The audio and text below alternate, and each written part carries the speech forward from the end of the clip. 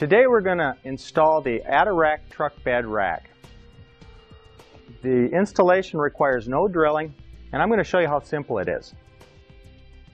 For the install, you're going to need protective eyewear, a 9/16 wrench, tape measure, small hammer, and a scissors.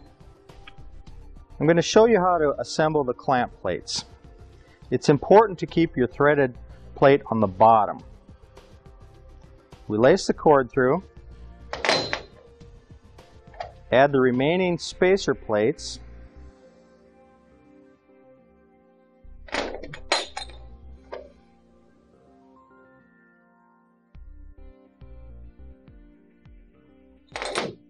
tie a simple knot in the end of the cords. It'll look something like this. Do that to the remaining clamps. We want to install the driver's side rail first. It's the one with the warning decal. The underside of the rail is protected with foam padding. That side goes down. Place the rail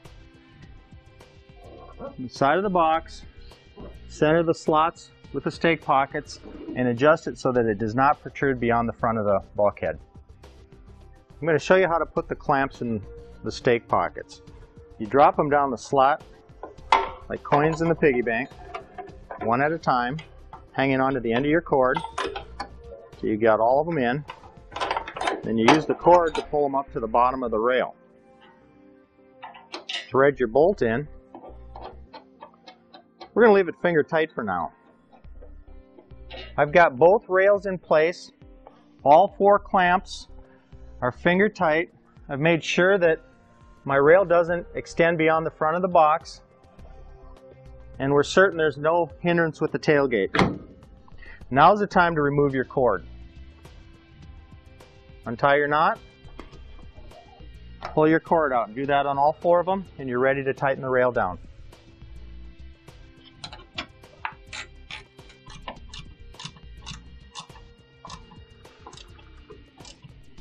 To prepare for assembling the uprights and crossbars, you need to take a measurement in between the side rails at the location where you intend to assemble them. Record that dimension from both the rear and the front. Save it for later. I've got the front uprights and crossbar laid out for assembly. The front crossbar is the one without a decal. We're going to put our stabilizing shim in now.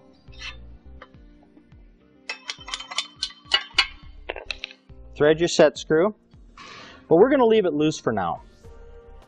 Do the same on both sides. I've got my front uprights spread the distance of my previously recorded dimension. I've got my crossbar centered in between the uprights. Now I'm ready to just snug up my set screws.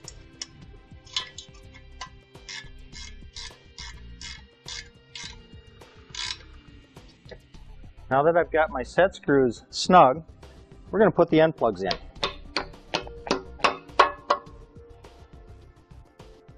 Use the same process to assemble the rear uprights and crossbar, and you'll notice that we've got our reflective decal facing to the rear. We've got our crossbar and uprights in place. Our spacing is good, so now we can put our hardware in. We originally left our set screw loose in case we needed to make an adjustment. If there's binding, it can cause the crossbar to either crown or dip, and we don't want that. When we're satisfied with our spacing, we can now tighten all our hardware. We've got our lower hardware centered and tightened. Now we're coming up here to our cross member set screw. It's important to set this screw until the flange seats well.